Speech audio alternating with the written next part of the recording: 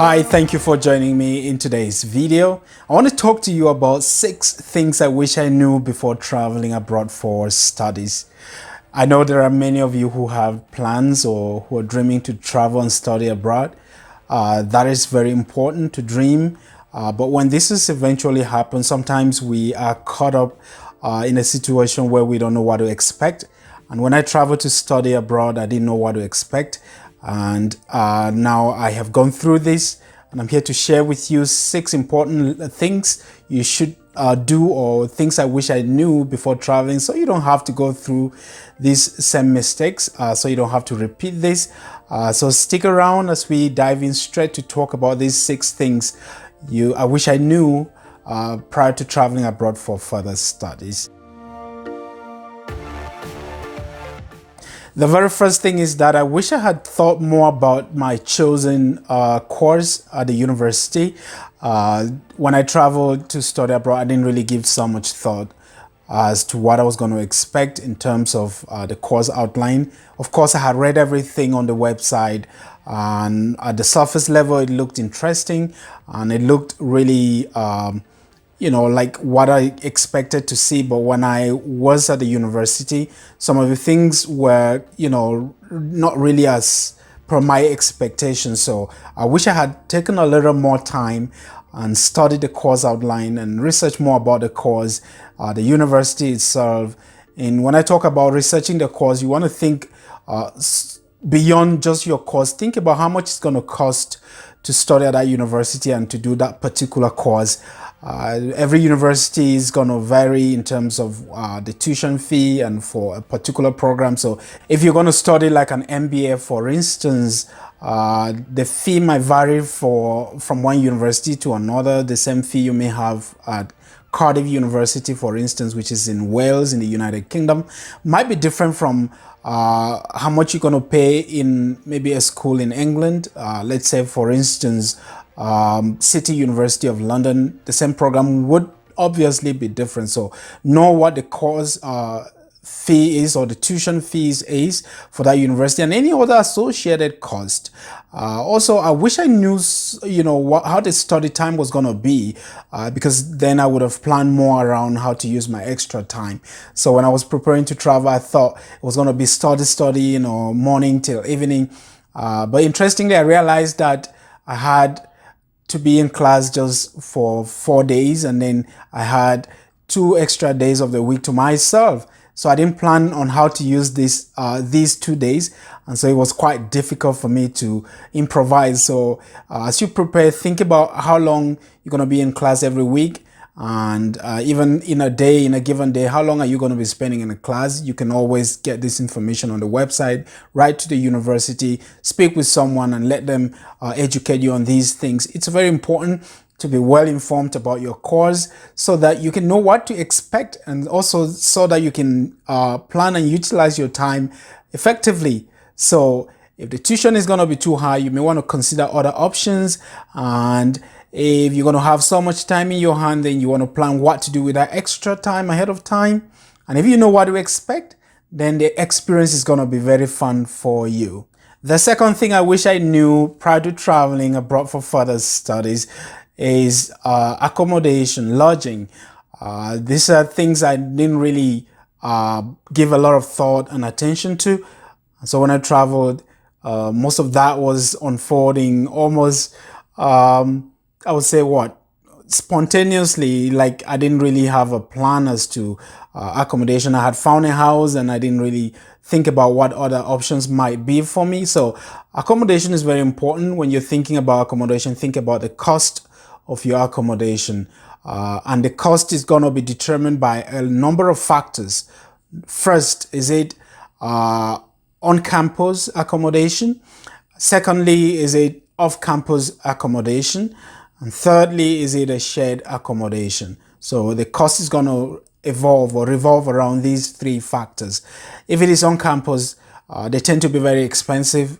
So if you are on scholarship, then you may want to go for on-campus accommodation, because it comes with added security, and of course proximity to the university is already there for you. Off-campus accommodations, they can tend to be very inexpensive, but also think about quality. Most of those off-campus accommodation might not offer you the facilities you want. So on-campus accommodation might be best for people who who have sponsorship, so to speak.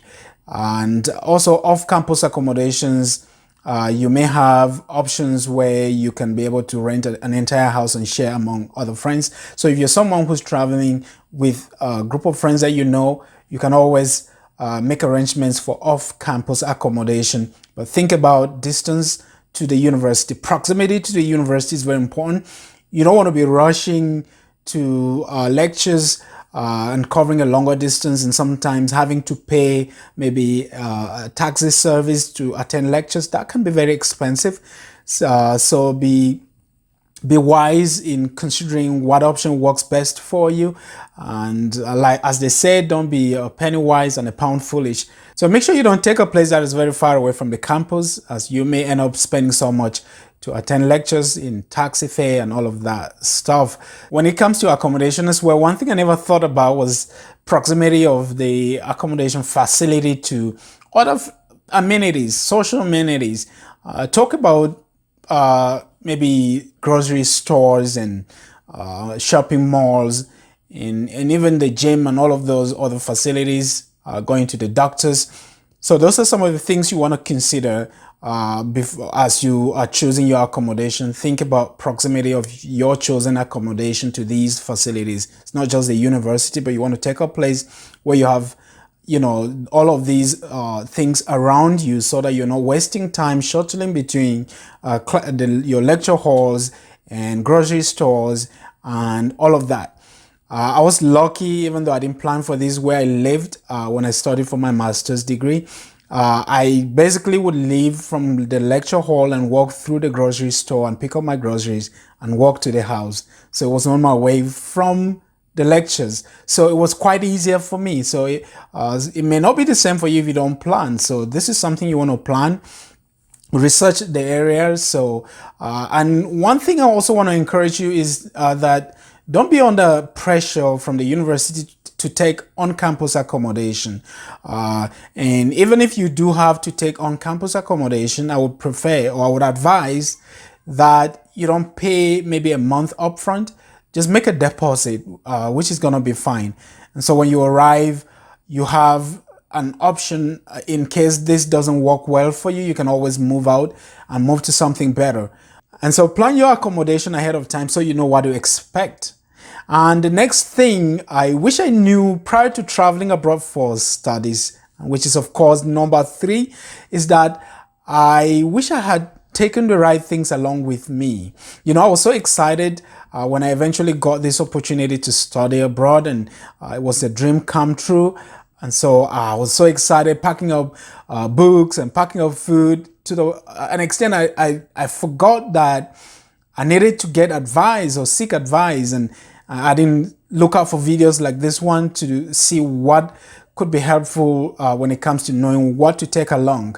So here is the advice I have for you. Take few books or even no books, because you're going to buy those textbooks and they can be even cheaper if you buy them online. But now, of course, you can study without even buying a book. The libraries are well equipped. They are world-class libraries when you travel abroad for studies, so you can have almost every book you want, and you can use the library. So don't travel with books as I did. They're going to occupy your space for nothing. And if possible, if you love traditional food like I do, take dry stuff with you. Dry stuff ahead of time and carry along with you. I love my African food, so when I traveled abroad, I had dried stocks, and I had dry meat. Can you imagine that? But you have to think about many other things, whether the country where you're traveling to would allow that at the airport, so you're not embarrassed. But take food with you, dry food, which is of course lighter to transport. If you have your laptop with you, I would advise you take one with you. Some people would feel like, oh, I'm going to buy a new laptop. I felt the same way as well. But when I got to the United Kingdom, I realized that laptops were more expensive and I had one which I had not taken along with me. So I had to churn out a large sum of money to buy a laptop. So take one with you, and when you do take one with you, please install softwares into your computer prior to traveling, as that can be very inexpensive. It can be cheap. When I travel, I didn't think about this, and basically any software I attempted to install in my computer I had to pay for, which of course was very painful. So if you are planning to travel, get softwares installed into your computer ahead of traveling. Some universities will offer you maybe research softwares like NVivo and all of those kinds of softwares that will be useful for your analysis, and libraries can also offer those. Get the basic ones as you travel, and make sure they're up to date. And when you do travel, don't be in a hurry to accept updates. When you accept an update, you might lose your free license, and it means that you have to purchase a license and install before you can continue to use a given software. Take along with you souvenirs for friends that you might make or friends that you might meet. You might meet friends that you had been communicating with already online, or you might make new friends. Have souvenirs. Don't take too much, and don't take too expensive things. People value little things. When I travel, I took so many things, and I ended up, giving most of those things to charity. I'm glad I did. But don't take too much with you. And still on the point of what to take with you as you travel, one thing I didn't know is that I needed to prepare some of my documents. I have them handy, and so I had stuffed some of my documents away, and it was quite difficult when I arrived at my destination to show proof of my letter of admission. So make sure you keep that at in a bag, maybe a hand luggage, where you can easily access that if they do ask that at the airport when you arrive. And now you have done all of these things and you have arrived. After arriving, I wish I knew the next things I'm going to be sharing with you. Upon arrival, I didn't know that I needed to be very, light on my feet in doing certain things, like doing the course induction. They had prompted me to do this online, and I ignored. And when I arrived, there was a lot of pressure to settle down, and now I had to do the induction, and I had to do many other things. So make sure that, if possible, do the course induction ahead of time. You basically go online and maybe attend a session or two, or you can also just, as you arrive, make sure that you plan this ahead of time and know that you're going to do it so you don't forget. And I wish I had known that I needed to open a bank account upon arrival. When I got there, I realized that I couldn't use cash easily as back home, as was the case back home. So when you arrive, make sure you open your bank account. And the way to open the bank account is that you have to do your induction at the university, get a letter from the university that then permits you to open your bank account and be ready to go. So I wish I had known this. It's very important to have this also at the back of your mind, and to do this as soon as you arrive. And when you arrive, please make sure that you have an understanding of the area, the environment you're going to be living in for the next maybe 1 year, 2 years, or 3 or more years. Make sure you understand what this environment offers in terms of security, in terms of amenities, and all of that stuff. The reason why you want to do this early is that sometimes you feel like I'm going to do it, or when I settle down, and then you never do, and then you end up not knowing what is around you. And maybe in your last year, you realize a very important facility in your area, and you're like, oh, I wish I knew this. I wish I knew that this, maybe this restaurant was by the side, or this grocery store was by the side, because you've gotten busy with other things. So as soon as you arrive, find time, move around, understand your environment. This can also save you cost in terms of knowing what to get and what area or grocery store offers you cheaper options. Make sure that you are wise in doing this ahead of time. Understand your campus. Understand how the layout of your campus, the fastest routes to your lecture halls. Understand where your lectures are going to be taking place, where the library is. I know this is going to be a time where they will take you around, but if you do this, then you also already know what to expect. And I would also advise that you know where the library is, have a tour of the library on your own, know where the printing services are, and know what options are available for you. Also know where your the administrative offices are. Kind of have a mastery of the environment so you can feel free when you start your studies and you know where to go for what, and also know where your student union is. I'm going to talk about the student union later on. So these are things I wish I had done after arriving in my new home or new country to study. And next, I want to talk about settling down. These are things I wish I knew when it comes to settling down. And I want to talk you through again this so you don't make the same mistakes. So as soon as you arrive, you're going to start making contacts with people. Please make sure you start making friends right away. There's no time. You're going to arrive and you're going to move into the accommodation. The first, I advise just, as much as possible, make a connection to the person next to you, opposite you, your roommate. Make a connection and know the person. Because when you don't do that, it can be awkward to live in the same house or in the same apartment with someone, and after 3 months you're asking for their name. So make sure you know them, and so you can feel free in that environment, because it's gonna be home to you maybe for a long time. So start to make friends almost immediately, and I would say that after understanding your course activities, it is time for you to draw a timetable. So don't allow life to just drag you left and right. Make a timetable for yourself, as it's going to help you to manage your time effectively. And you may want to think about what to do with the extra time you have. Like I said, in my case, I ended up having 2 extra days of the week to myself, and I didn't know what to do with these days. So if you had thought about this and run a timetable, then you can know that you have extra time and that you're going to use this effectively. So settling down means that you understand how much time you have left to yourself, and how you can use this time for your studies, and how you can use it also for relaxation. It's very important that you're going to study hard and graduate on record time, but also it's very important to relax. Take this opportunity to relax. I'm going to talk about that in next, but just make sure that you have a timetable, as it's going to help you to understand what events are around. Stick around where you have notice boards, especially follow the online events that the university is publicizing, parties, welcome parties, attend those.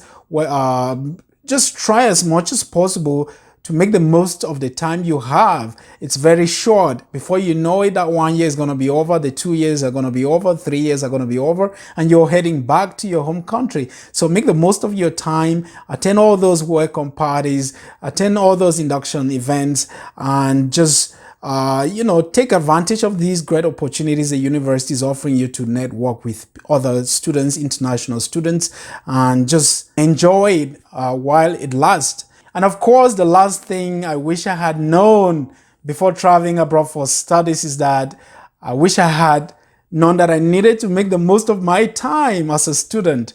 Like I said, I had a lot of time to my hands. I didn't think about the fact that I could do part-time work in advance. So I had to just start doing things in the spur of the moment, and I didn't plan. So as you watch this video, know that you can work, but you have to consult your university to know what the guidelines are when it comes for international students working. So you may have 23 hours or so in a week.